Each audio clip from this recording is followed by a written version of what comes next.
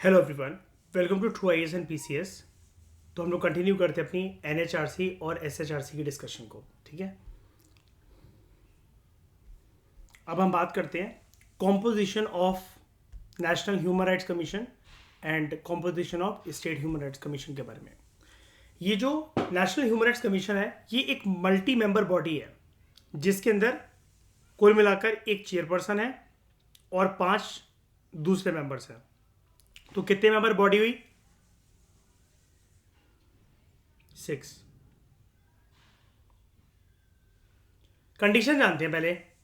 Chairperson कौन बन सकता है इस बॉडी का? जैसे अभी तक जो हम कॉन्स्टिट्यूशनल बॉडीज देख रहे थे उसके अंदर ऐसे ही था ना, जनरली सबके अंदर सिनेरियो पर्सन रिटायर्ड आईएएस हो, सीनियर आईआरएस हो, आईपीएस हो, एक्सपर्ट्स हो, कोई प्रेसिडेंट इन सारे लोगों को अपॉइंट कर सकता है, राइट? ऐसे ही हो रहा था ना जनरली। वो आईएएस वाईएएस के सिविल सर्वेंट्स के गिर्द ही बातें घूम रही थी चेयरमैन और मेंबर्स की, राइट? 90% केसेस में। अब एनएचआरसी एक ऐसी बॉडी होनी चाहिए, आपको पता तो होना चाहिए ना कि ह्यूमन राइट्स के दायरे के अंदर क्या चीजें सही हैं, क्या चीजें गलत हैं।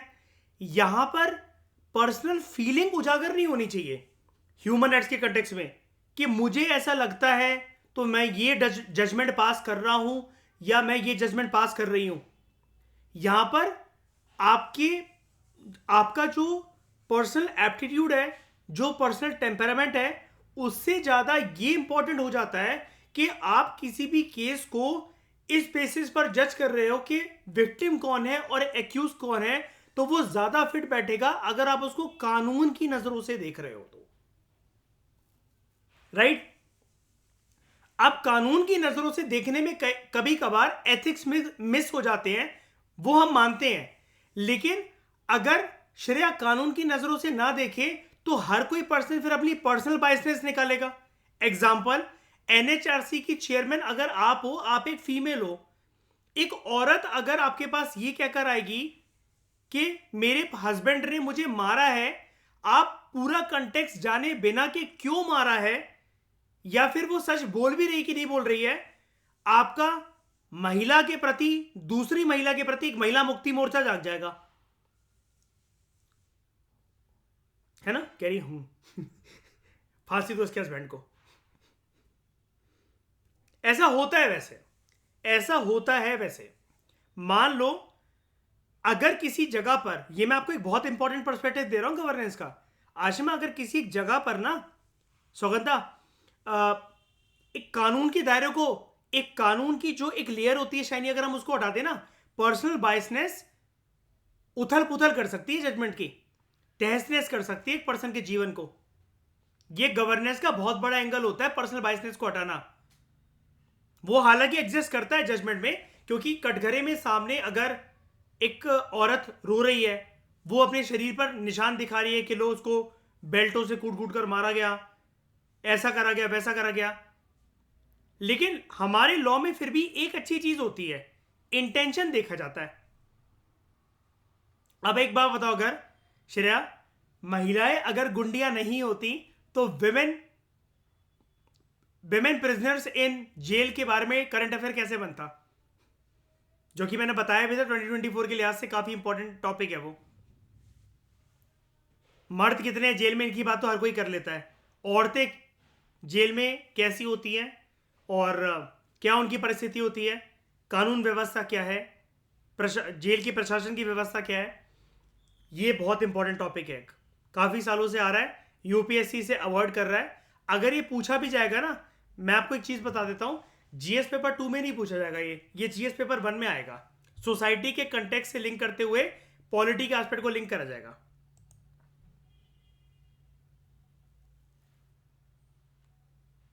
ठीक है, अब यहां पर मैं जैसा कि आपको बोल रहा था, इतना ज़्यादा मैं हाईलाइट कर रहा हूं उस पॉइंट को, तो कुछ तो बात होगी कि चेयरमैन की तरफ बढ़ने से पहले, कि चेयरमैन कौन होगा एनएचआरसी का, मैं आपको इतनी डिबेट एंड डिस्कशन करवा रहा हूं इस टॉपिक के बारे में, चेयरमैन के बारे में। एनएचआरसी के चेयरमैन, वो एक ऐसा पर्सन होना चाहिए जो कि कानूनी दायरे में रहकर या कानूनी पर्सपेक्टिव से चीजों का, केसेस का आंकलन करे। फिर उसके ऊपर जजमेंट दे, राइट? ऐसे ही होना चाहिए। तो ये चेयरपर्सन कौन हो सकता है? कंडीशन ये है कि सिर्फ कौन हो सकता है, कंडीशन ये है उसके ऊपर, द चेयरपर्सन, कंडीशन को हम ऐसे मार्क कर देते हैं,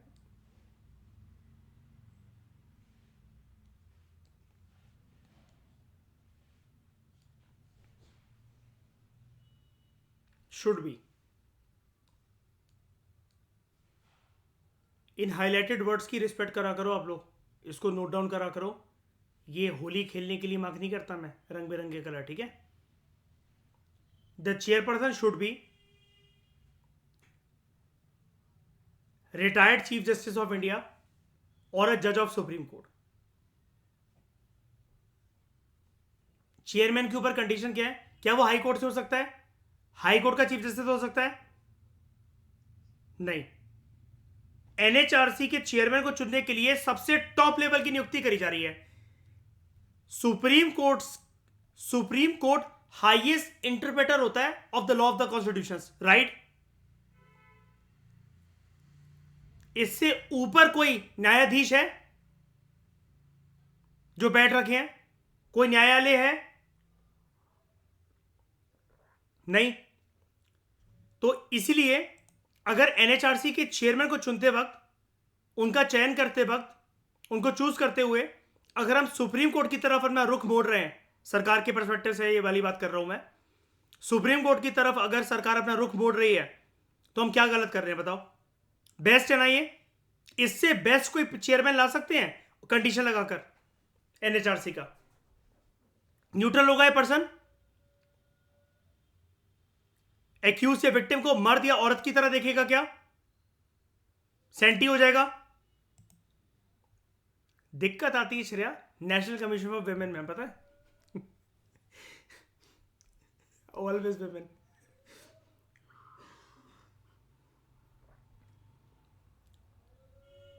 मर्द वहां पर कुछ भी बोले ना, मैडम साहिबा आप हमारी बात तो सुनिए, शट अप,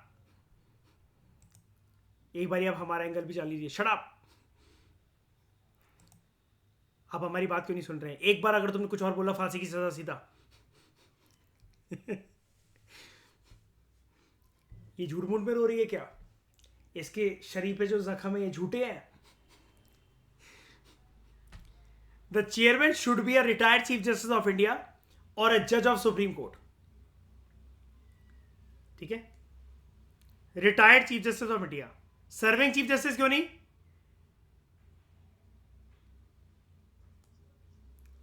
5 करोड़ केसेस जो पेंडिंग पड़े वो तुम्हारा बाप निपटाएगा? वो तो कि इसको भी देखने लग जाए, सरकार से वो बोलेगा 5 करोड़ केसेस तुम्हारी वजह से पेंडिंग पड़े हुए हैं। अच्छा सर, मैं ये ऐसा क्यों बोल रहा हूँ हंसी मजाक में कि सर ये सरकार को बोलेगा कि तुम्हारी वजह से पेंडिंग पड़े हुए 5 करोड़ केसेस वो तुम्हारा बाप निपटाएगा क्या? क्यों बोली मैंने ये वाली लाइन? Very good. जजेस क्या कहते हैं उसको हम लोग? जुडिशल वैकेंसी है ना? नहीं, वो जो वेकेंट सीट्स पड़ी रहती है, वैकेंसी कहते हैं ना, जुडिशल वैकेंसी, वो पड़ी रहती है हमारे देश में हमेशा, है ना? और हर कोर्ट के जजेस जो हैं वो रोते रहते हैं, जजेस की नियुक्ति नहीं हो रही है, हमारे ऊपर बर्डन पड़ता चला जा रहा है। आपको पता है इसी कंटेक्स्ट में ना, इसी कंटेक्स्ट में आपको एक फ्यूचर का क्वेश्चन बता देता हूँ।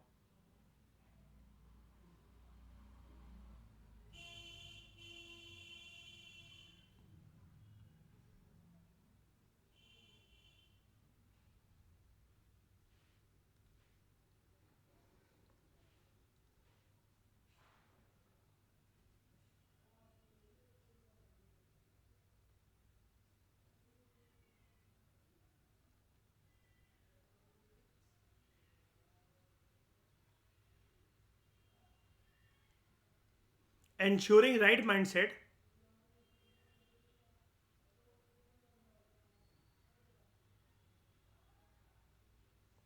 ensuring right mindset,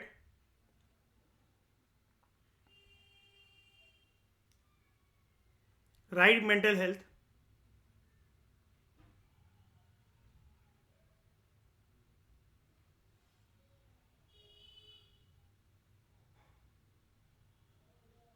and right psychological well-being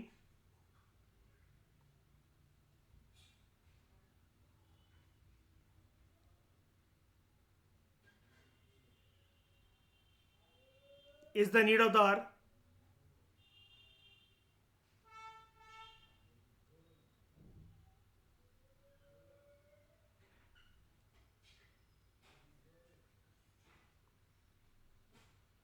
In contemporary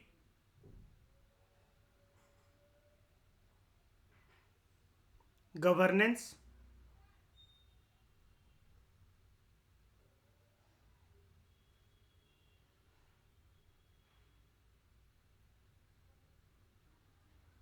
architecture of India.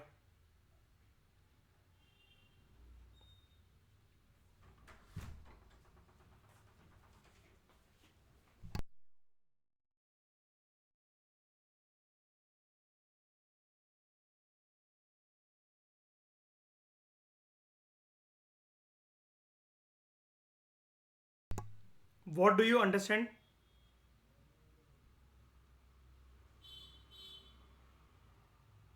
by the above statement?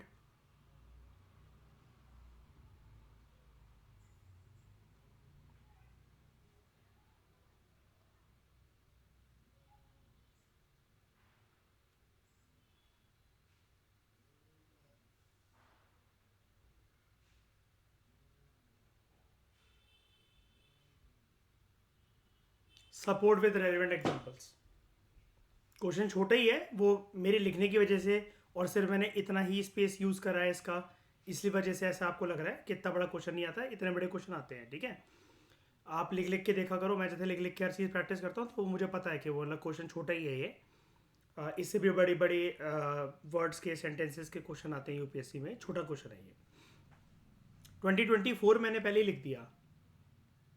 सबसे पहले तो एक चीज़ मैं बता देता हूँ,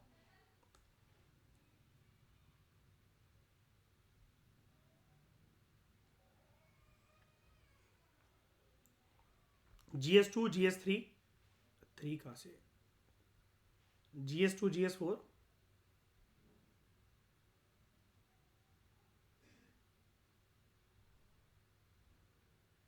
और इंटरव्यू, ठीक है। यहाँ पर फिर भी इसकी एक्यूरेसी 80% प्लस मान लो, यहाँ पर 70% प्लस। सोच समझ के मैं बहुत ज़्यादा चेरी पिकिंग करता हूँ क्वेश्चंस और टॉपिक्स की। प्रीवियस ईयर क्वेश्चन पेपर का ट्रेंड तो नहीं देखते हुए, लेकिन कुछ साल को देखते हुए कि वो साल इंपॉर्टेंट क्यों है और क्या पूछा जा सकता है और क्या चल रहा है देश में, ठीक है। मुझे एक बात बताओ, अभी तो चलो मैं आपको पढ़ा रहा हूँ तो आप लिंक कर सकते हो ये क्वेश्चन को कि हाँ ये जो सर हमें क्वेश्चन दे रहे हैं वो क्यों दे रहे हैं और क्या पूछने की कोशिश हमसे कर रहे हैं। मुझे एक बात बताओ, जब भी हम गवर्नेंस आर्किटेक्चर को देखें अगर इंडिया के, ये बहुत ज़्यादा ज़रूरी नहीं हो जाता कि वहाँ पर जो लोग जो बैठे हुए हैं वो इंसान है। हम ये एक एनेक्डोट से भी तो स्टार्ट कर सकते हैं ना इसका आंसर, छोटा सा एक लाइन देखे कि उसे कि जो किसी भी गवर्नेंस आर्किटेक्चर को जो चला रहे हैं वो पर्सन वो रोबोट है, वो रोबोट नहीं है, सॉरी, वो इंसान है, लेकिन वो रोबोट की तरह दिन रात काम कर रहे हैं। रोबोट की बैटरी चार्ज होकर दोबारा वो उसके पोटेंशियल पर काम कर सकता है, लेकिन इंसान को अपनी फुलेस्ट पोटेंशियल पर काम करने के लिए तीन चीज़ें बहुत इंपॉर्टेंट होती हैं: right mindset, right mental health and right psychological wellbeing, right. सारा खेल दिमाग का होता है, शरीर हमारा कभी नहीं थकता। मैं आपको यहाँ पर 3-4 घंटे बिठा रहा हूँ, मैं क्या जुल्म कर रहा हूँ आपके शरीर के ऊपर? क्या लाठी कोड़े बरसा रहा हूँ मैं आपके ऊपर? आपके दर्द हो रहा है, हाथ मोड़ रहा हूँ मैं आपके बाल पकड़ के घुमा रहा हूँ मैं आपको। फिर आप थकते क्यों? आपके मन से ये क्यों निकलता है? बस क्योंकि दिमाग थक जाता है। जिस एंथुजियाज्म के साथ शुरू के 45 मिनट्स आप बैठते हो, वो हो सकता है कि 6 घंटे के बाद वो एफिशिएंसी ज़ीरो हो जाए कि आप इससे ज़्यादा पढ़ाओगे तो ये बोरिंग हो जाएगी चीज़ और याद करने की जगह पुराना वाला भी भूल जाएंगे हम। हर एक फील्ड में माइंडसेट्स, मेंटल हेल्थ और राइट साइकोलॉजिकल वेलबींग बहुत इंपॉर्टेंट होती है गवर्नेंस को डिलीवर करते हुए। ऑफिस में, सरकारी दफ्तर हो चाहे प्राइवेट दफ्तर हो आपका, आपको अगर अपना सीनियर पसंद नहीं है ना, अपने कलीग्स पसंद नहीं है ना, वो आपके लिए जगह काम करने के लिए है ही नहीं। दो तरह के लोग होते हैं, रोटी को पाने के लिए या तो ढलना सीख जाओ वहाँ पर, या फिर अगर खुद में इतनी सक्षमता है तो कुछ ऑल्टरनेटिव फाइंड करो। जिस जगह का क्राउड बेकार हो जाता है या आपसे सूट नहीं करता, आपके ऑरा के साथ मैच नहीं करता, वहाँ पर आपके रहने का कोई मतलब नहीं होता, बिकॉज दिन रात आपके अंदर एक महाभारत चलता रहेगा, आपके दांत पिसाते रहेंगे, आपका बीपी हाई होता रहेगा, आपके माथे में दर्द होता रहेगा। अगेन 3 चीज़ें मिसिंग होती हैं ऐसी किसी भी जगह पर या ऐसी किसी भी पर्सन के अंदर: right mindset, right mental health and right psychological wellbeing. मैंने आपको उस दिन अपना एक हथकंडा बताया था। मुझे अगर लगता है कि कोई मेरी बातों का बुरा मान जाता है या किसी के अंदर इतनी टॉलरेंस पावर नहीं है, तो सिर्फ मैं उसको हमेशा वही सुनाता हूं जो वो सुनना चाहता है।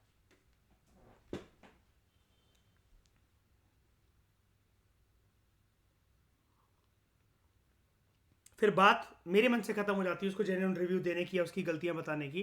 मैं हमेशा उस इंसान को सिर्फ वही सुनाता हूं जो वो सुनना चाहता है, जो उसके कान सुनना चाहते हैं, ताकि वो खुश रहे फिर मेरे से। मुझे क्यों बढ़ना किसी से।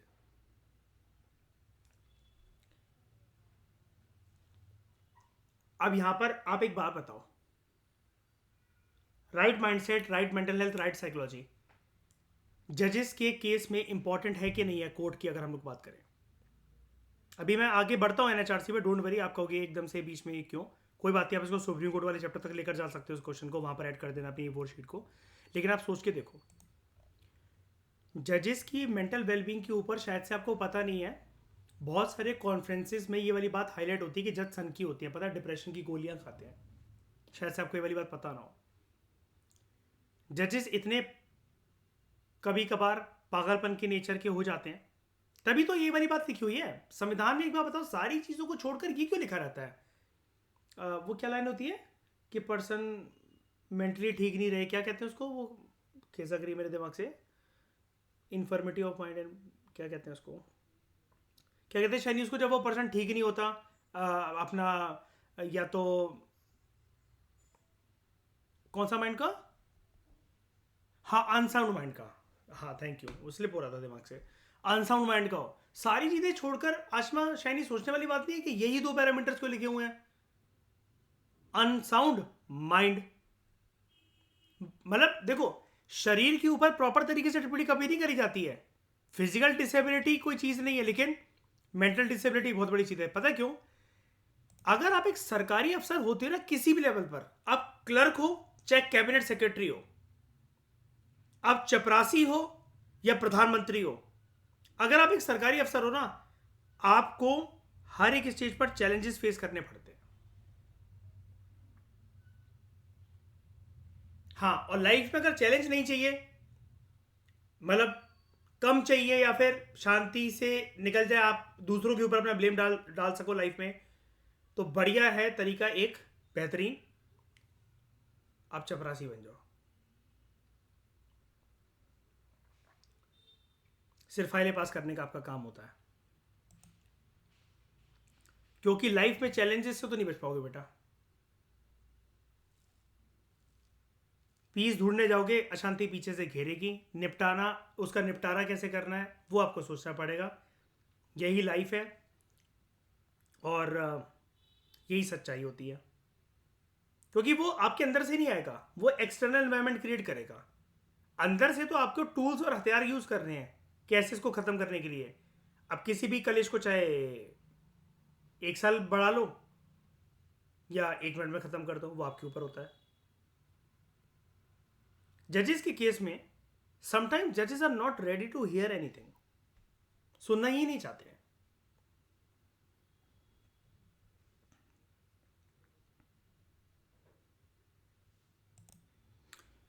तो दोस्तों, जो बागेश्वर धाम का एक केस था, ये बागेश्वर धाम बाबा माने जाते हैं, इनका एक केस था, कोर्ट में गया था। अब जज से आप अगर इसे एक नॉर्मल सी बात अगर ये कह रहे हो, वकील होके, ये भी नहीं कि कोई आप लेमैन पर्सन होकर ये कह रहे हो, आप हाई कोर्ट के वकील होकर अगर एक जज से ये वाली बात अगर कह रहे हो कि आप मेरी बात सुनने को तैयार नहीं हो, जज का ईगो किस प्रकार से हर्ट हो जाता है। ठीक है भाई, वकील हो सकता है गलत बोल रहा हो, उसको पेश करना, मतलब अपनी बात पेश करना ना आ रहा हो, तो आप ये भी तो बोल सकते हो कि this is not a language to be use in court. लेकिन ईगो हर्ट होने वाली बात उसके अंदर क्या होती है? ये तो अपनी पोस्ट के ऊपर घमंड होने वाली बात हुई, और आपको पता है कि आपको आपका जो रिमूवल प्रोसेस होता है वो इतना आसान होता भी नहीं है। तो मैं आपको एक चीज़ सुनाता हूँ, ये सुनो आप जरा। मैं आपको ये तो बताना पड़ेगा क्या मान्यताएं हैं और उन मान्यताओं का किस प्रकार से कुठाराघात होगा, उन मान्यताओं पर, उन मान्यताओं का हनन होगा, अपमान होगा, ये तो समझाइए आप हमको। ये कॉन्स्टिट्यूशन में प्रावधान, वही तो बता रहा हूँ, आप समझने को तैयार नहीं है। कॉन्स्टिट्यूशन में प्रावधान है, ये मान्यताओं का उत्तर है। जी कॉन्स्टिट्यूशन में प्रावधान, प्लीज कॉन्स्टिट्यूशन में जो प्रावधान है वो बता रहा हूँ मैं। नहीं, यू टॉक प्रॉपर्ली। आप ये मान्यता, ये आदिवासियों की मान्यता है, कॉन्स्टिट्यूशन में कहाँ दी है, पढ़ के बताइए। बता रहा हूँ ना। बताइए। आप सुनने को तैयार है नहीं है, कुछ भी बोले जा रहे हैं जबरदस्त। अरे let notice be issued for contempt against the council. शुभ नाम बताइए आपका। हाई लॉर्ड में नहीं, फर्स्ट आपको, आप कंटेम्प्ट का नोटिस जारी कर रहे हैं, उसका जवाब दीजिएगा। आपको हाई कोर्ट में बहस करने का तरीका नहीं मालूम है, और जरा भी उल्टी सीधी बहस करी यहीं से जेल भेजूंगा मैं, माइंड यू। सारी वकालत खत्म हो जाएगी, समझ गए? तजीब से बात करना सीखो। पहले बताइए किसने ऑथराइज किया आपको पिटीशन लगाने के लिए? सर्वे आदिवासी। ये बदतमीजी करना भूल जाओगे सारी। पहले आपको ये तो ईगो हर्ट होने देखा।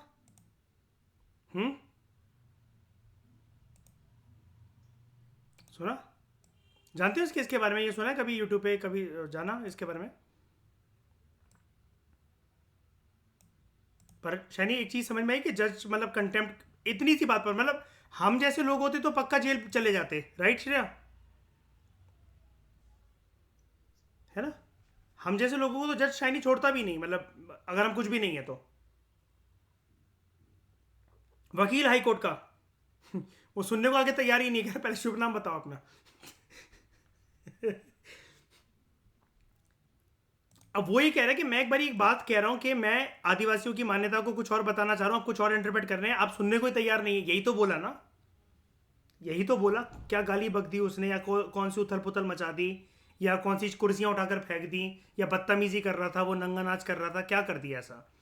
कंटेम्प्ट का मतलब होता है कोर्ट की अवहेलना। इसमें क्या अवहेलना कर दी उसने? उसने तू तड़क करके बात कर दिया, क्या कर दी? ईगो हर्ट हो गया, तो यही कह रहा है ना वो अपने जो क्या होता है, इनका स्टेनो होता है ना, वो बगल में बैठ के वो लिख रहा होता है सारी जज की बातें, तो उसको यही तो कह रहा है कंटेम्प्ट नोटिस जारी कर दो इसके खिलाफ। मतलब वो केस लड़ने किसी और का है, कंटेम्प्ट नोटिस जारी हो गया उसके खिलाफ। अब एक मुझे एक बात बताना, हम यहां पर कोई टिप्पणी नहीं कर रहे हैं, लेकिन फिर भी एक right mindset, right mental health और राइट साइकोलॉजिकल वेलबींग ऐसे किसी एक हाई कोर्ट के जज के पद पर बैठे हुए एक अधिकारी की इंपॉर्टेंट हो जाती है कि नहीं हो जाती? बताओ। What he was doing there, is he part of the governance architecture of India? उसकी जजमेंट न्याय देना या अन्याय देना यह सुनिश्चित करेगी किसी भी केस के अंदर, हाँ या ना? अब इस क्वेश्चन को पढ़ो। ensuring right mindset, right mental health and right psychological well-being is the need of the hour in the contemporary governance architecture of India. What do you understand by the above statement? Support with relevant examples. कल कोई question आ जाए आपके mains में या interview में घुमा फिरा के ये पूछ लिया जाए, जैसे मैंने इंटरव्यू को भी हाईलाइट करा यहाँ पर, मैं कभी करता नहीं, मैं आपको आगे चलकर बताऊंगा मैं क्यों बोल रहा हूँ ऐसे। 2024 का इंटरव्यू जो कि आपका जनवरी या फरवरी मार्च या अप्रैल, डिपेंड करता है आपको कौन सा स्लॉट मिलने वाला है। अप्रैल तक भगवान की कृपा रही आपके ऊपर, सब कुछ अच्छा जाए भगवान करे। और आपको न्यू ईयर 2025 में आपको इंटरव्यू देखने को मिलेगा अपना, जनवरी से लेकर अप्रैल तक, डिपेंडिंग होता आपकी कौन सी डेट है, क्या स्लॉट है आपका क्या है सिनेरियो, क्या बैठता है। और मई तक या जून तक मैक्सिमम आपका रिजल्ट जारी हो जाएगा। हाँ वो छोड़ो, पहले मुझे ये बताओ इसके इस क्वेश्चन के अंदर आपका बेसिक इंट्रोडक्शन क्या रहेगा? ये लो देख लो, क्वेश्चन देख लो।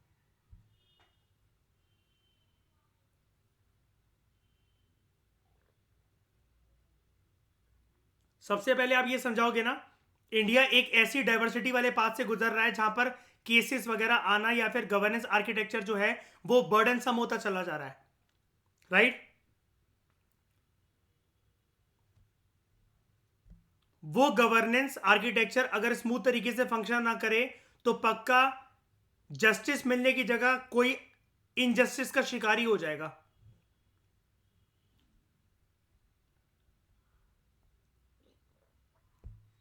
दूसरी चीज, उस गवर्नेंस आर्किटेक्चर को डिलीवर करने वाले जो लोग हैं, जो उस पद पर बैठे हैं, वो रोबोट नहीं है, वो इंसान है, तो वो थकते हैं, उनका शरीर थकता है, उनकी मानसिक संतुलन जो है वो कभी कभार डगमगाता है। They are always burdened with work and always on the go. ये ये फ्रेज जानते हो, ऑलवेज ऑन द,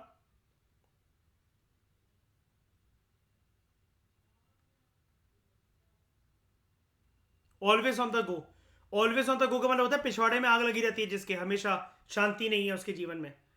जीवन में इन द सेंस मेरा काम का बर्डन बहुत ज्यादा है, जिसकी हमेशा पिछवाड़े में आग लगी रहती है, भागना भागना, करो करो करो, भागो भागो भागो भागो, जल्दी जल्दी जल्दी जल्दी जल्दी।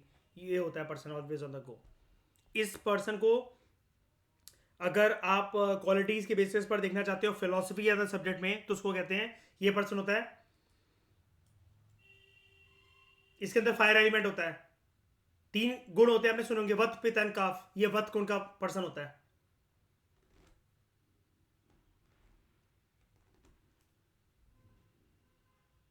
हाँ बताओ, और बताओ श्रेया, क्या लिखोगे इसके अंदर? और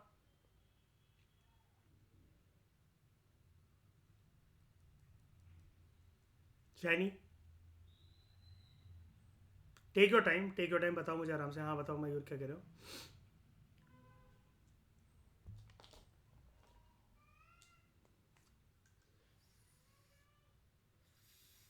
हाँ, या फिर जो जज है वो बार बार, हाँ एक रिपोर्ट का आप ऐसा कुछ बता सकते हो, किसी केस के बारे में बता सकते हो जहां पर जज जो है फिर अपनी जजमेंट से मुकर्रा, या फिर जब किसी और बेंच की तरफ वो केस गया तो कुछ और जजमेंट निकल कर आई, तो यानी कि प्रीवियस जज ने, बात सिर्फ यहाँ पर कोर्ट की नहीं है, या फिर कोई भी अधिकारी की आप बात कर सकते हो कि जब उसका केस किसी के खिलाफ गया, किसी और अधिकारी के पास गया, तो फिर किसी और अधिकारी ने वो उस जजमेंट उससे रिवर्स दी जो कि पहले वाले ने दे रखी थी, और गलत दे रखी थी।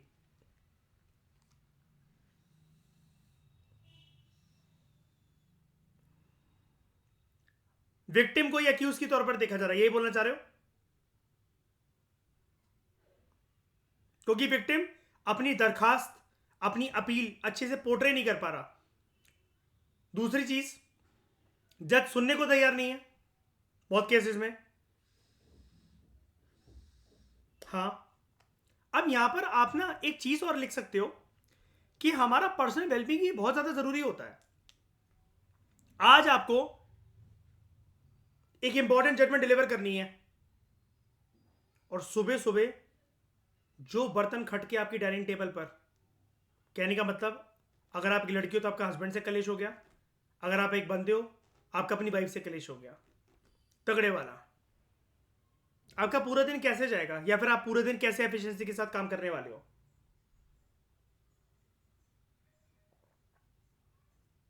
आप मनूस बोलोगे उस दिन को कि सुबह से दिन ही खराब है?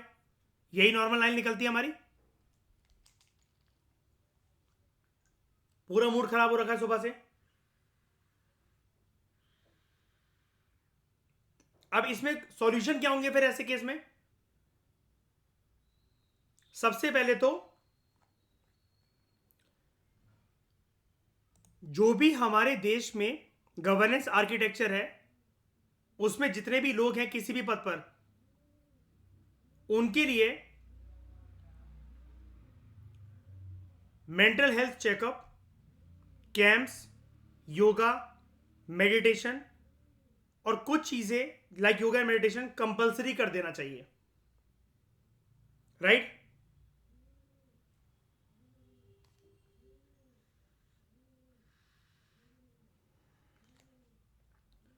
आप श्रेय पुलिस अधिकारी हो मान लो, और रोज ऑफिस पहुंचते हो पान पराग खाते हुए।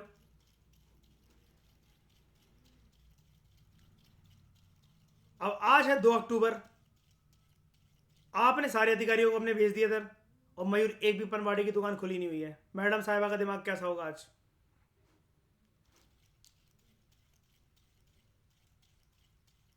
है ना?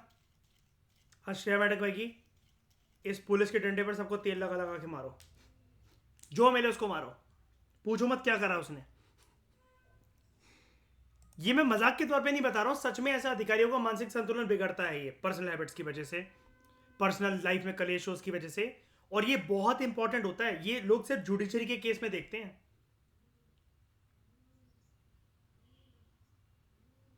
हाँ बिल्कुल करते हैं ना, अवेयरनेस इशू करते हैं, और टाइम टू टाइम देखो वो, देखो एक बार बताओ श्रेया, आपका ऑफिस है, आपकी कंपनी क्या एमएनसी कंपनी? एक मैं पूछ रहा हूं, मतलब पूछ रहा हूं, मैं जानता नहीं इसलिए पूछ रहा हूं, क्या नाम है उस कंपनी का? Harry Potter. इसी के साथ काम।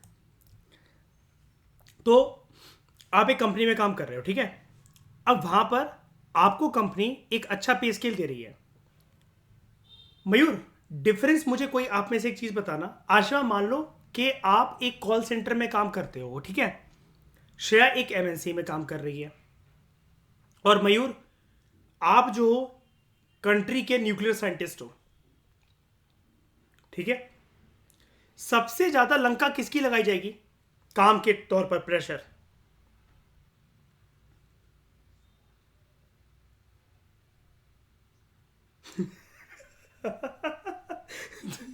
Call centre. बिल्कुल। शायरी क्लियरली बोलो, कोई घबराने वाली बात नहीं। आशमा क्या कर लेगी तुम्हारा? बोलो आशमा। क्यों आशमा? आशमा की लंका लगाई जाएगी, बर्डन ऑफ वर्क। मयूर का ख्याल सबसे ज्यादा रखा जाएगा सरकार के द्वारा। इनफ उसको छुट्टी मिले, उसको जहां जाना है उसको वीकेंड पे भेजा जाए, वो बर्नआउट नहीं हो कभी भी। एंड श्रेया, सारे एंगल्स को साइड रखकर अगर प्रैक्टिकल एस्पेक्ट्स की बात करें, जहां लॉजिकली आप प्रैक्टिकली आप काम कर रहे हो और आप इस चीज़ को एक्सपीरियंस कर रहे हो, ये जो मैं बताने जा रहा हूँ केस स्टडीज में आपके काम आएगा। केस स्टडीज को सॉल्व करते हुए, प्रैक्टिकल सॉल्यूशन देते हुए, कंपनी आप लोगों के मेंटल कैलिबर की रिस्पेक्ट करती है, आपसे ज़्यादा से ज़्यादा काम निकलवाना चाहती है। आप लोग बर्नआउट फील ना करो, इसलिए सैटरडे संडे ऑफ होता है, क्योंकि आप लोगों का काम बहुत सेंसिटिव काम हो सकता है, बहुत इंपॉर्टेंट काम हो सकता है। मतलब आपका एक गलत कदम और पूरी सल्तनत खत्म।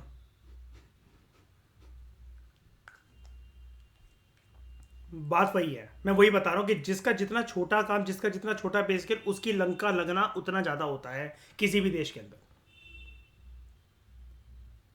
जितने बड़े अधिकारी होते हैं किसी भी पोस्ट पर, कॉरपोरेट वर्ल्ड हो, पब्लिक सेक्टर हो, गवर्नमेंट सेक्टर हो, कुछ भी हो, वहां पर काम फिजिकल लेबर से ज्यादा मेंटल लेबर का होता है। एम्प्लॉय ठीक ना हो ना तो कंपनी को ले डूबेगा वो।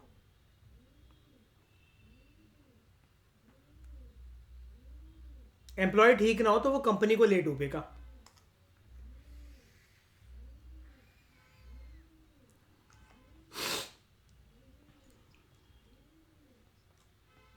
हाँ, योग एंड रिक्रिएशन का, बिल्कुल बिल्कुल। और ये सिर्फ, जैसे श्रेया अपना बता रही थी ना, एथिक्स कमेटी है वहाँ पर, जस्टिस डीवाई चंद्रचूड़ ने ऐसा करा, और बहुत सारी जगह पर ऐसा होता है। मैं आपको बताता हूँ, पहले क्या होता था, मेरे नाना जी बताते थे, इंदिरा गांधी जी के कार्यकाल में ना, इन्होंने ना सारे के सारे स्टेट लेवल के हर एक, मतलब जब ऑल ओवर इंडिया में सारे एसएचओ की मीटिंग बुलवाकर एक चीज निर्धारित करी थी। आपको शायद से पता भी होगा, अपने पापा मम्मी से पूछना। उस जमाने के अंदर पहले ना बड़े बड़े पुलिस ग्राउंड होते थे, जब ये सोसाइटीज और बड़ी बड़ी वो चीज नहीं बन रखी थी ना, पुलिस ग्राउंड होते थे। दबंग मूवी के अंदर जैसे दिखाया हुआ है, वो एक्सरसाइज करता है उस टाइम पर, पैरेलल बार में एक्सरसाइज कर रहा होता है, लोग रनिंग कर रहे होते हैं, पुलिस वाले फुटबॉल खेल रहे होते हैं। आर्मी में ये वाली चीज आज भी कायम होती है उनकी फिटनेस के लिए। इसलिए आर्मी वालों को शायनी जब टाइम मिलता है ना, वो रज के मजे करते हैं, रज के मजे करते हैं। आर्मी वालों की मेंटल हेल्थ कभी खराब नहीं होती, और पैग उनको कभी चढ़ता नहीं है, चाहे वो पटियाला हो चाहे बंगाली हो। Don't worry Shreya, Bengali peg कुछ नहीं होता, वो जज्बातों में बोल गया मैं, ठीक है। शाइनी को देख के याद आ गई। सीरियसली, मतलब ये मैं प्रैक्टिकल एस्पेक्ट से ये बता रहा हूं। आप अगर देखो ना यार, आर्मी वालों के पास क्या रीजन है आर्मी में काम करने का, ये वाली बातें करने हमारे लिए इंपॉर्टेंट है। आर्मी वालों के पास क्या रीजन है आर्मी में काम करने का? कुछ रीजन नहीं है भाई। कल को मुझे गोली लग गई, बीवी विधवा हो गई मेरी, भग गई वो किसी और के साथ, हैं बच्चे मेरे अनाथ हो गए, देश से मैं ही क्यों प्यार करूं? बाकी लोग तो हरामखोरी कर रहे हैं, वो बंदी के साथ कहीं मॉल में बैठा हुआ, कितनी पॉश शादियां कर रहे हैं लोग, कितनी अच्छी अच्छी जगह पर काम कर रहे हैं, क्या हनीमून मना रहे हैं, क्या डेस्टिनेशन वेडिंग कर रहे हैं, क्या वो घूम रहे हैं, क्या वो दुबई के बुर्ज खलीफा का मजा ले रहे हैं। हम क्यों मरे यहां पर? एक ठोटी तो है ना, अगर ये क्लिक करके तो सब कुछ खत्म। एक जज्बा ही तो है ना, एक एनर्जी ही तो है ना, एक विल पावर ही तो है ना, जो जो कि इनको इस तरफ ओरिएंट करती है और मोटिवेट करती है, और ये टिके हैं आखिरी सांस तक वहां पर। कभी किसी आर्मी वाले को कहते हो सुना शनी, वहां गोलियां चल रही थी, मैं वापस आ गया इसलिए डर लग रहा था। मेंटल कैलिबर ही नहीं है ऐसा, बात डरने की नहीं है, डर आएगा ही नहीं, ट्रेनिंग ही इतनी मजबूत है। अब बात क्या होती है कि जब काम इनका कुछ भी नहीं होता ना, कोई ऊपर से प्रेशर नहीं होता आर्मी में कभी भी, आर्मी का एक रूल होता है ये, और जितने भी सीनियर अफसर होते हैं वो साथ मिलकर एंजॉय करते हैं।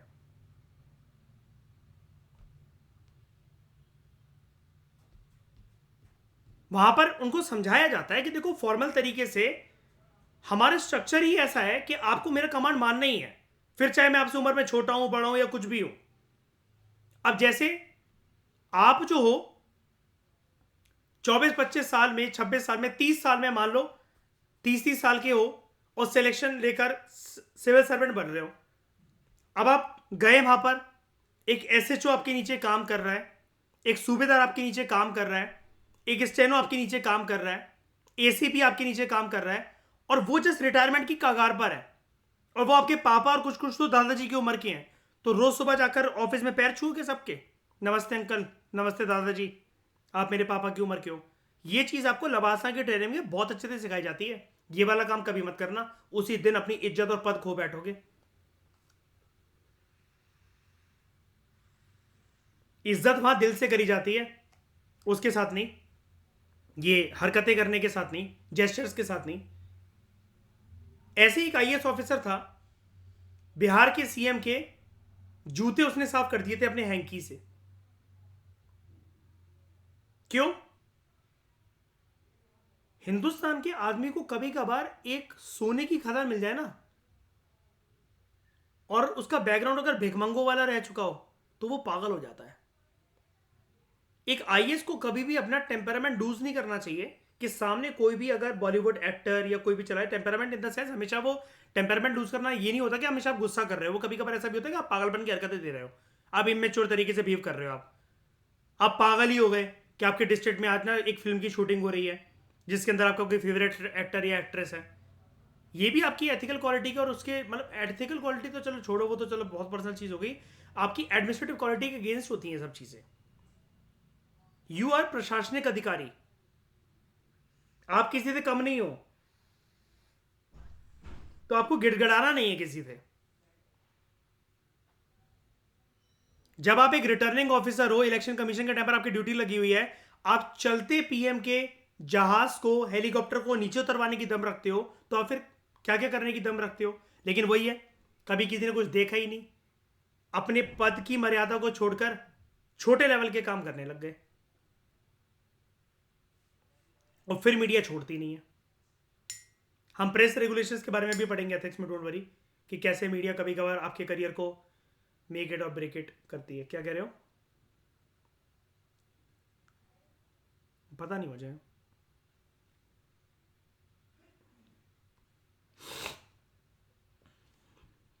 हम्म। अकबरुद्दीन ओवैसी, हाँ हाँ हाँ हाँ। इस टाइम पर क्या होता है, प्रशासनिक अधिकारी एक तरीके से ना ये भी होता है कि खुंदक भी निकाल लेते हैं, है ना, और मीडिया की लाइमलाइट में आने के लिए भी ऐसा होता है। तो chairperson should be retired chief justice of India और जज ऑफ सुप्रीम कोर्ट, और जो मेंबर्स हैं, मेंबर्स शुड बी सर्विंग और रिटायर्ड जज of the supreme court. Serving या रिटायर्ड जज हो सकते हैं सुप्रीम कोर्ट के मेंबर्स, या फिर आप और कंडीशंस देख लो, मैं इसको मार्क करता हूं ग्रीन कलर से, सर्विंग जज या रिटायर्ड जज सुप्रीम कोर्ट के, सर्विंग या रिटायर्ड चीफ जस्टिस एक हाई कोर्ट के।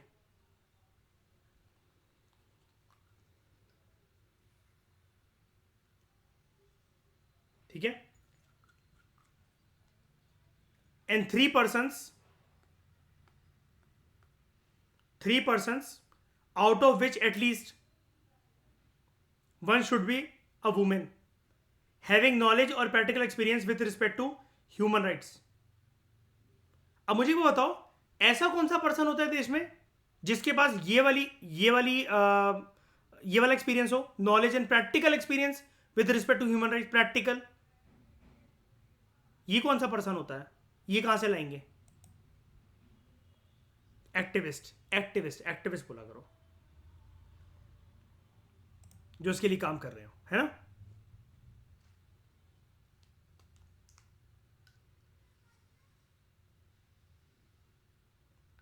हैविंग नॉलेज और practical experience with respect to human rights.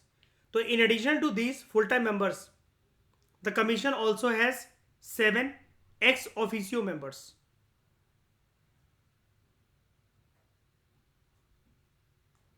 अब एक बार बताओ, ह्यूमन राइट्स का अगर मुद्दा है,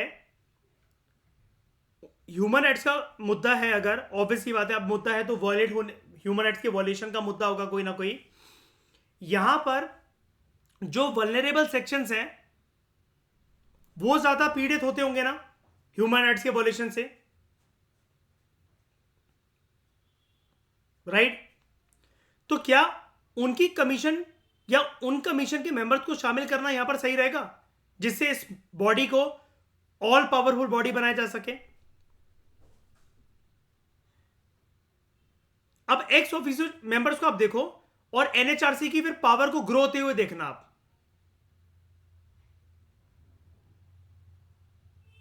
chairperson of national commission for minorities, ये सारे चेयरपर्सन जो होते हैं, इसको पहले मार्क कर देता हूं।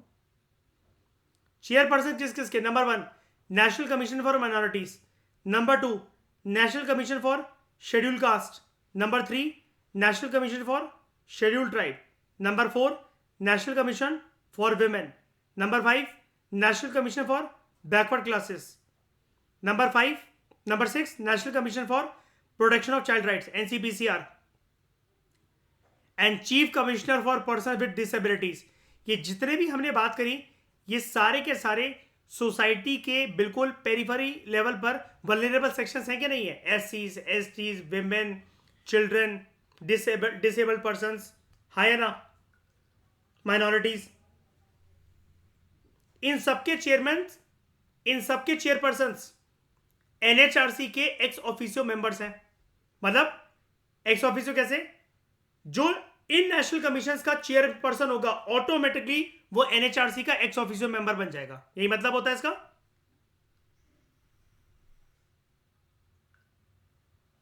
जैसे जो राज्यसभा का चेयरमैन होता है, he is ex officio. Vice president को हम लोग क्या कहते हैं? He is ex officio chairperson of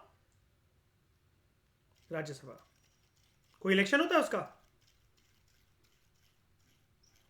election उसका होता है वाइस प्रेसिडेंट के लिए, नॉट चेयरपर्सन के लिए। और क्या वो एमपी होता है? चुनाव से आया होता है?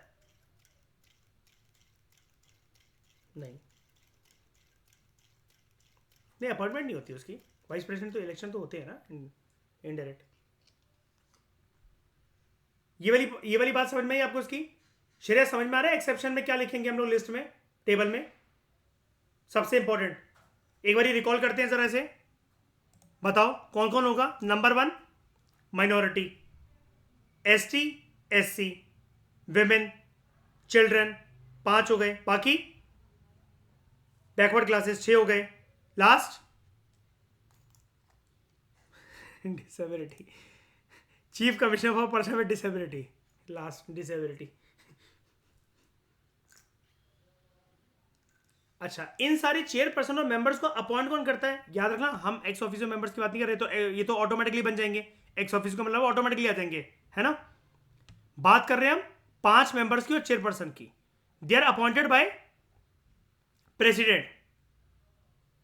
लेकिन बाकी सारी जगह पर जब आप कॉन्स्टिट्यूशनल बॉडीज को मेरे साथ डिस्कस कर रहे थे, वहां पर प्रेसिडेंट को कोई कमेटी या कमीशन सुझाव दे रही थी क्या कि इस मतलब पर्सन को अगर प्रेसिडेंट को अगर किसी को चेयरपर्सन या मेंबर के तौर पर अपॉइंट करना है, कोई कमेटी या कुछ कोई सुझाव दे रहा था प्रेसिडेंट को? नहीं। लेकिन यहां पर देखो, chairperson and members are appointed by president on the recommendations of 6 member committee. कितने मेंबर की कमिटी बनती है? लेकिन अब ये 6 मेंबर कौन है ये सड़क पे घूमते हुए फालतू के लौंडे लपाड़े नहीं है, एक बार इनकी पोस्ट जानो। Prime minister as its head, किसका हेड? एनएचआरसी का हेड या फिर इस 6 मेंबर कमेटी का हेड? मेंबर कमेटी का नंबर 1 सबसे दिग्गज बंदा या बंदी प्राइम मिनिस्टर, प्रधानमंत्री। उसके बाद लोकसभा के स्पीकर, अभी भी ओम बिरला है क्या? ये चेंज हो गए, उनकी बेटी आईएएस बन गई है I think.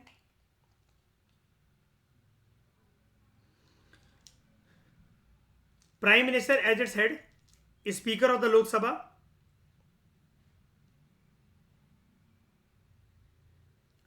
Deputy chairman of Rajya Sabha, leaders of opposition in both the house of the parliament,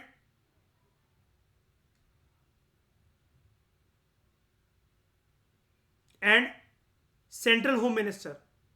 अब बोथ द हाउसेस की बात हो रही है तो हम इसको 4+5 कर देते हैं, है ना, और ये कर देते हैं नंबर 6 होम मिनिस्टर। क्लियर हुआ कि 6 बंदे कौन होंगे इस 6 मेंबर कमेटी के? पीएम इस कमेटी के हेड होंगे, लोकसभा के speaker, deputy chairman of Rajya Sabha, leader of opposition of Lok Sabha, leader of opposition of Rajya Sabha, and union home minister या सेंट्रल होम मिनिस्टर, कुछ भी कह लो, एक ही बात है।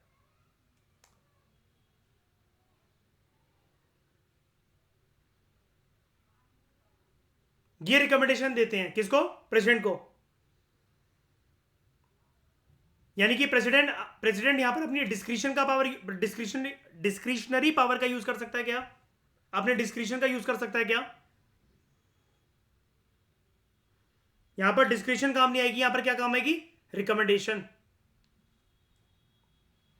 फर्दर, अ सिटिंग जज of the supreme court, keywords, a sitting जज ऑफ द सुप्रीम कोर्ट और a sitting chief justice of a high court. ध्यान से समझाना, सिटिंग जज of the supreme court, sitting chief justice. Sitting का मतलब क्या होता है? करंट, यानी कि वो रिटायर हो गया कि नहीं हुआ है? नहीं हुआ है, अभी भी है वो उस पोस्ट पर, उस गद्दी पर। हाँ, सिटिंग जज of the supreme court, sitting chief justice of high court, they can be appointed only after consultation with chief justice of India. क्यों जरूरी है चीफ जस्टिस की कंसल्टेशन? एक सेकंड में पहले इसको मार्क कर दूं, ओनली आफ्टर कंसल्टेशन, ओनली। ये क्यों जरूरी है consultation?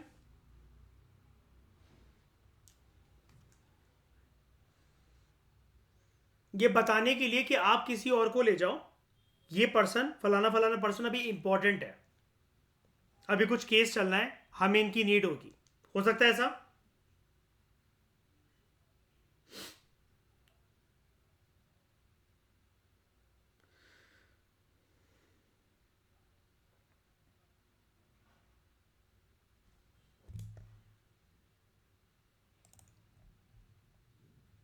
The chairperson and members hold office for a term of 3 years.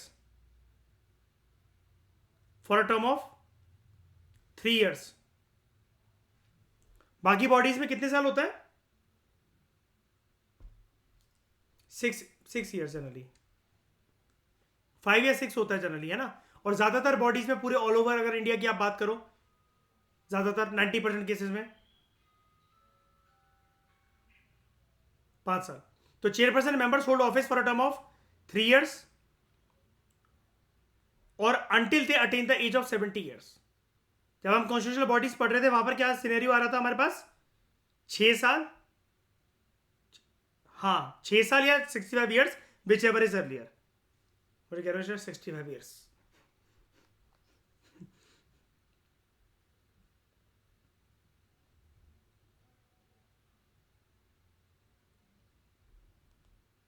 तो they are eligible for reappointment also after their tenure. The chairperson and the members, they are not eligible for further employment under the central and the state government। Difference क्या हुआ? यहां पर लिखा हुआ they are eligible for reappointment, लेकिन they are not eligible for further employment। जरा कोई line को समझाएगा इन दोनों लाइनों को मुझे? अगर वो चेयरपर्सन है तो दोबारा चेयरपर्सन बन सकता है, मेंबर तो दोबारा बन सकता है, लेकिन यहां पर बात हो रही है एनएचआरसी के दायरे की। केंद्र सरकार या राज्य सरकार के अंदर कोई और सरकारी नौकरी के तख्त पर नहीं बैठ सकता वो जाकर। यही है इसका मतलब, क्लियर हुआ? अच्छा, राज्यपाल बन सकते हैं? क्यों? किसने बोला? किसने बोला? क्यों मानूं मैं सुप्रीम कोर्ट की बात? जजमेंट से क्या होता है? मैं सुप्रीम कोर्ट की बात क्यों मानूं?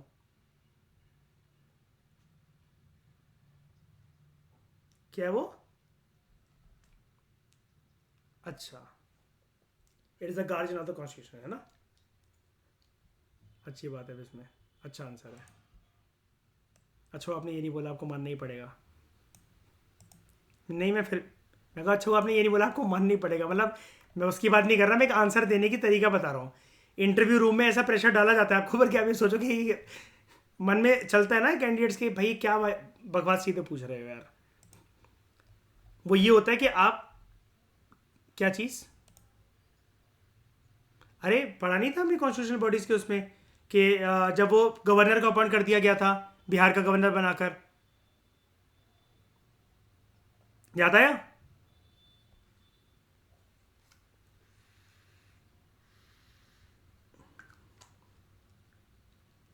अरे मैं तो ये पूछ रहा हूँ, नहीं गवर्नर बनने में कुछ नहीं, सुप्रीम कोर्ट ने उस जजमेंट में फाइनल कर दिया था कि ऐसी पोस्टों पे बैठे हुए जो पर्सन है वो गवर्नर बन सकता है, क्योंकि गवर्नर की पोस्ट को सुप्रीम कोर्ट ने क्या बोला?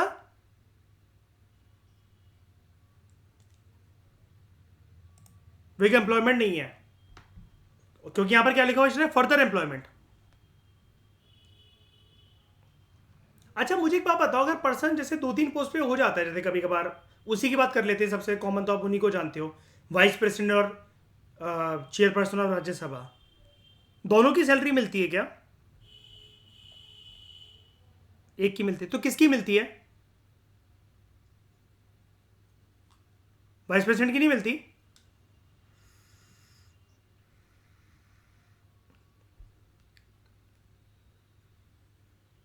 वो आए किस पोस्ट से है, पहले ये बताओ, कैसे कैसी प्रक्रिया से आए हैं वो? हाँ, तो सैलरी किसकी मिलती है उनको?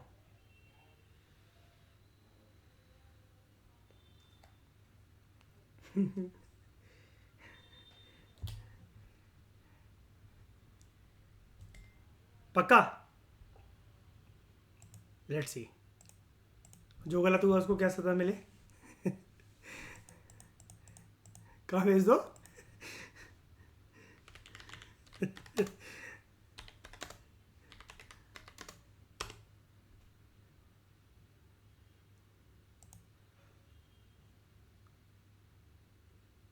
Vice president of India receive salary allowances as the chairman and deputy chairman of Rajya Sabha.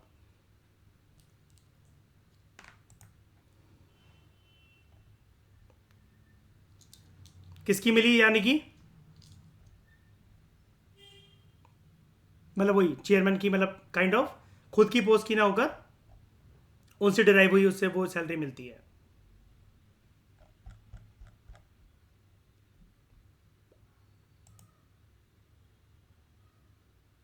कितनी सैलरी इनकी?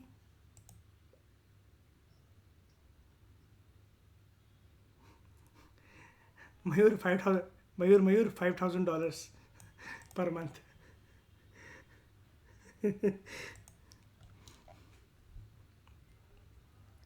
The president can remove the chairperson or any other member from the office under the following circumstances. If he is adjudged and insolvent, यानी कि उनका दिवालिया घोषित हो गया है, उन्होंने मतलब पैसे वैसे लिए थे बैंक से, लोन वगैरह वो पूरे नहीं करे, है ना?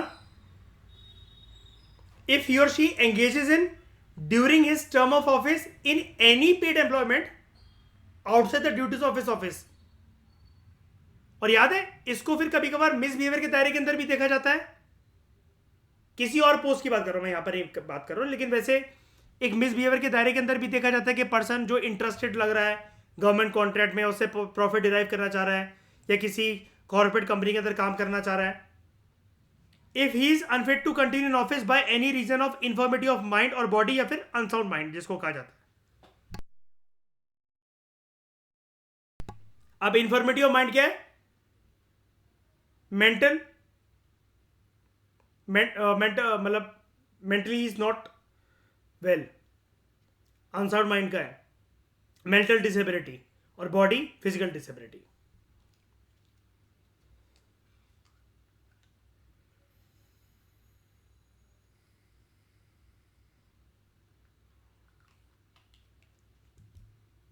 पर्सन अगर डिप्रेशन से जूझ रहा है तो प्रेसिडेंट उसको रिमूव कर सकते हैं. सीवियर डिप्रेशन से जूझ रहा है अगर, तो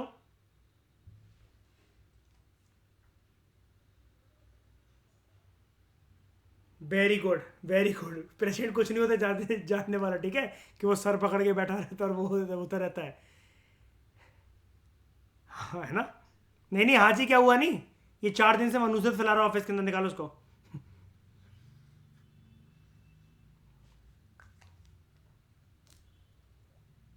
अब अनसाउंड माइंड ना कभी कभार ऐसा भी देखा जाता है कि जैसे पर्सन जो है वो एकदम से रिएक्शन दे दे. जैसे श्रेया द्रौपदी मुर्मू जी गई उससे पूछने क्या हो गया, बड़े परेशान परेशान से लग रहे हो, 3 से 4 दिन हो गए. अब उन्होंने तो अच्छे से ही पूछा ना, शैनी,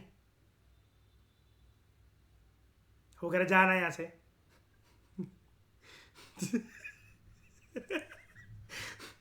क्यों श्रेया?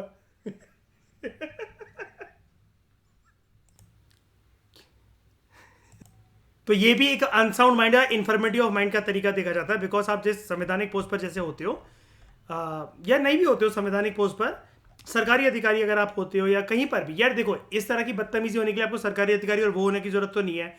आपको प्राइवेट जॉब में इतने में तो लात मार के निकाल दिया जाएगा कोई भी केस वेस बनाकर आप पे, है ना.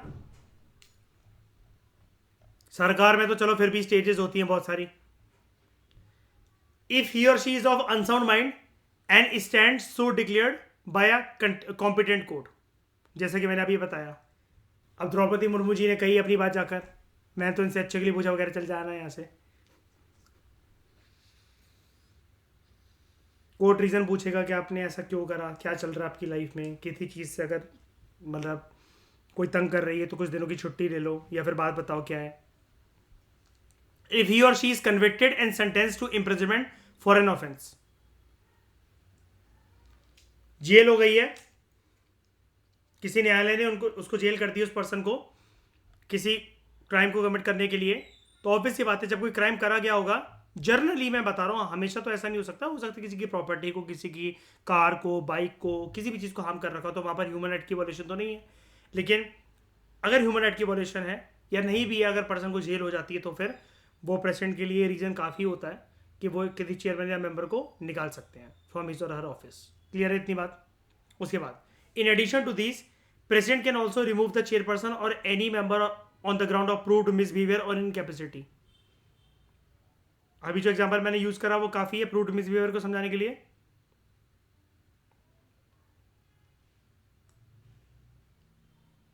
और रिमूव कौन कर सकता है? प्रेसिडेंट को. और प्रेसिडेंट से अगर आप ऐसा बिहेवियर दिखाओ, छोड़ेंगे वो आपको?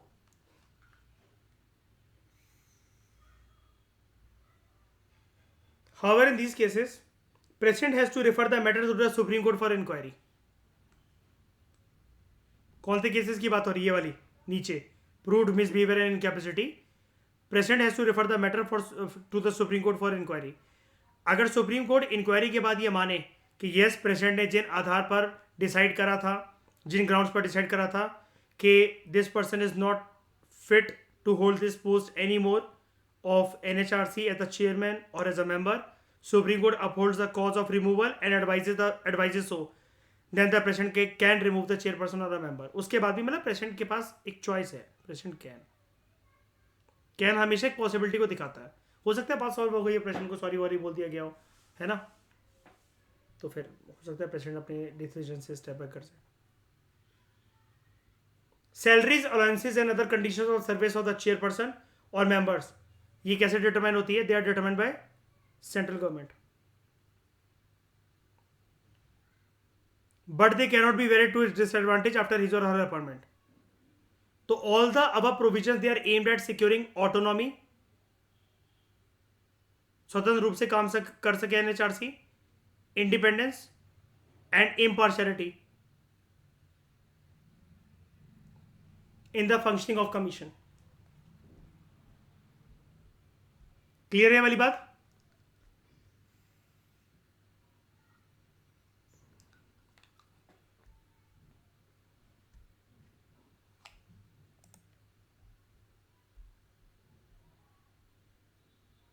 हम बात करते हैं composition of state human right commission की। स्टेट ह्यूमन राइट कमीशन एक मल्टीपल मेंबर बॉडी है, मल्टी मेंबर बॉडी है लाइक एनएचआरसी, लेकिन इसके अंदर क्या होता है, it consist of a chairperson and 2 members.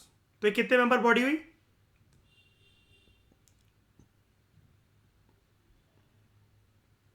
Total 3 members आते हैं।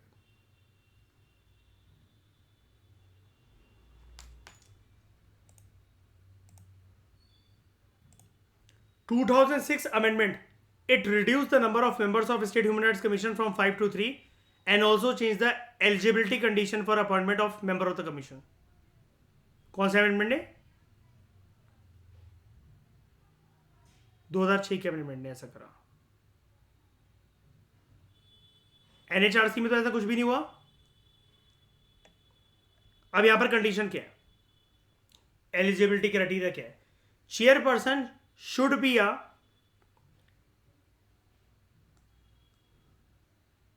retired chief justice or a judge of a high court।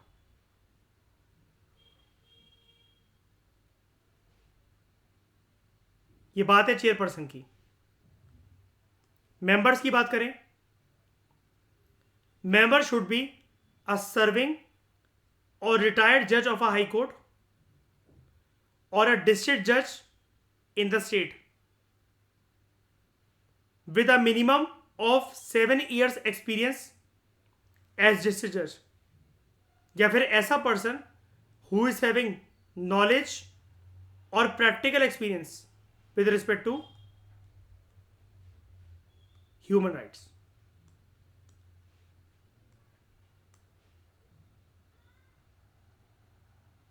Knowledge या practical experience with respect to human rights. ऐसा कौन सा पर्सन हो सकता है? अगेन,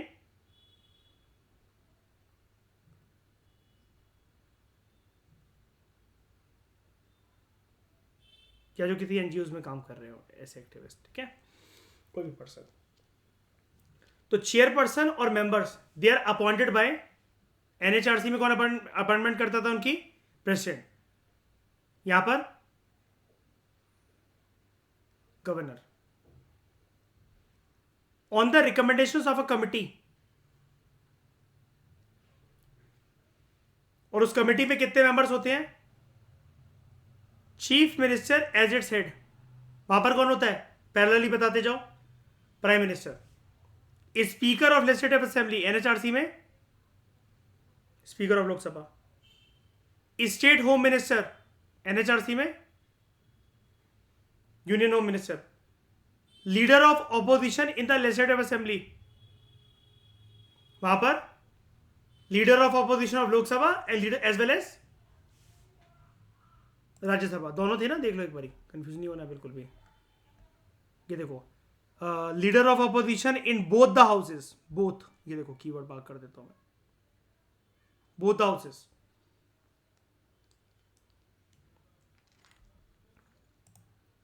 अब यहां पर मिसिंग कौन है? दूसरे हाउस के ना ही डेप्यूटी चेयरमैन की बात करी गई है और ना ही लीडर ऑफ ऑपोजिशन। ऐसा क्यों? क्योंकि हर एक राज्य में दूसरा हाउस नहीं होता है, ठीक है।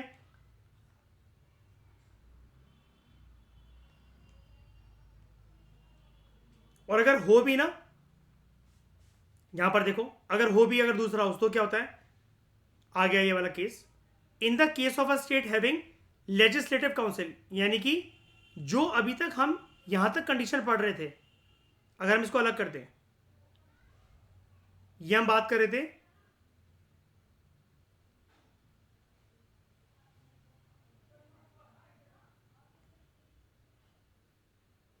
यूनिकैमरल स्ट्रक्चर की, जहां पर लेजिस्लेटिव काउंसिल है वहां पर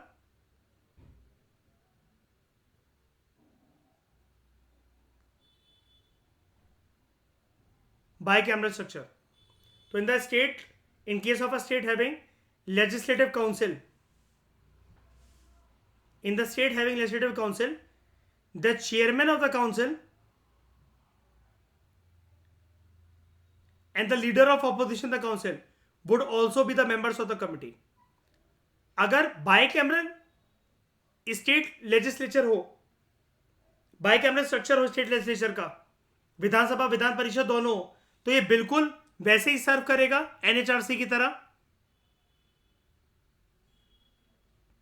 आ गए ना ये दोनों, chairman of the council, legislative council यानी कि chairman of the Vidhan Parishad, upper house like Rajya Sabha, and leader of the opposition the council.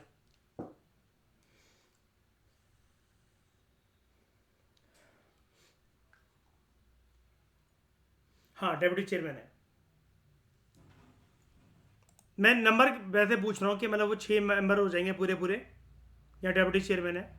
और उधर एक रीज़न है, पता है चेयरमैन क्यों नहीं है बताओ? क्योंकि चेयरमैन वहाँ पर कौन होता है? वाइस प्रेसिडेंट है। उसकी ऑफिस ड्यूटीज उसे शायद अलाउ नहीं करती है कि वो ऐसे किसी बॉडी का पार्ट बन सके। उपराष्ट्रपति है भाई, वो सेकंड सिटीजन ऑफ इंडिया है।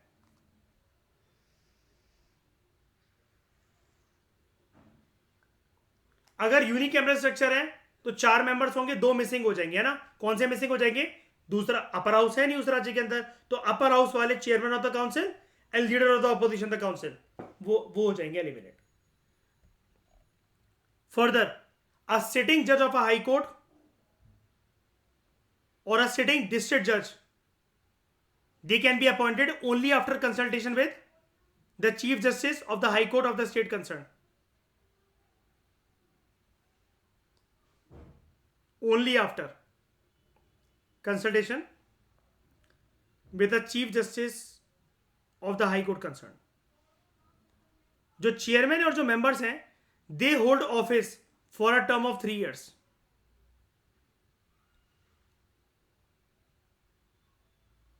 They hold office for a term of 3 years or until they attain the age of 70 years.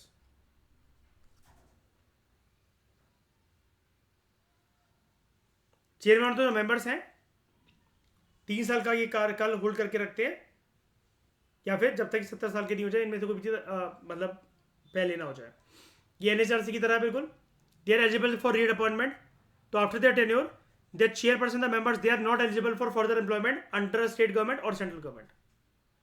Although the chairperson and the members of State Human Rights Commission, they are appointed by the governor, but they can be removed only by the president, not by the governor.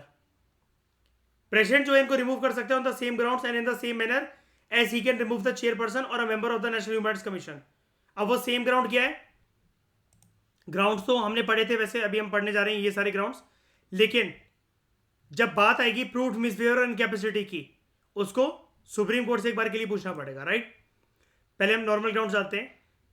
President can remove the chairperson और a member under the following circumstances, यानी कि appointment उनकी किसके द्वारा होती है? State human rights commission के members की और चेयरपर्सन की, लेकिन removal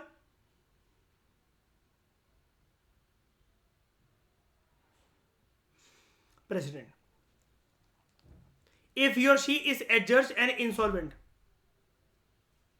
if he engages during his term of office in any paid employment outside the duties of his office, if he is unfit to continue office by reason of infirmity of mind or body, if he is of unsound mind, he or she is of unsound mind and stands to declare by a competent court, if he or she is convicted and sentenced to imprisonment for an offence. So in addition to these, president can also remove chairperson या फिर members on the ground of, आगे वो same चीज़ है, क्योंकि removal की बात हो रही है। तो देखो अगेन हम लोग चैप्टर पढ़ रहे हैं स्टेट ह्यूमन राइट कमीशन का, लेकिन रिमूवल के केस में प्रेसिडेंट की बात हो रही है on the ground of proved misbehaviour या incapacity. However in these cases president को ये मैटर रेफर करना पड़ता है to the supreme court for inquiry.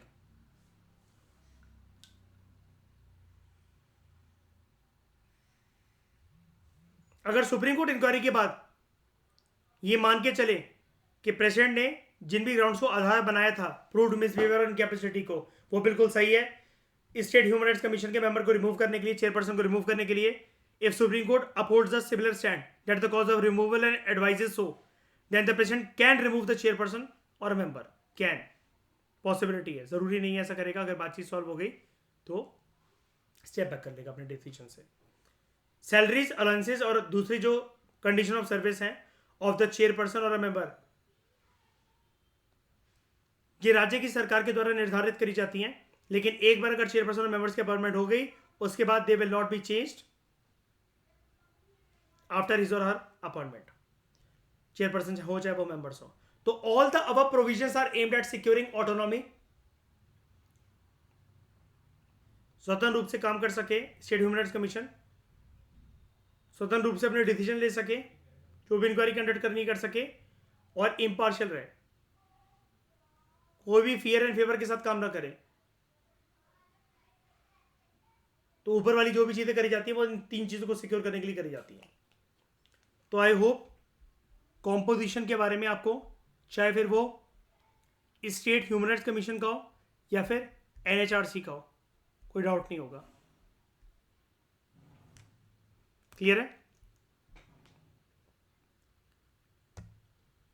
तो इस डिस्कशन में दोस्तों फिलहाल इतना ही। Thank you very much for discussion.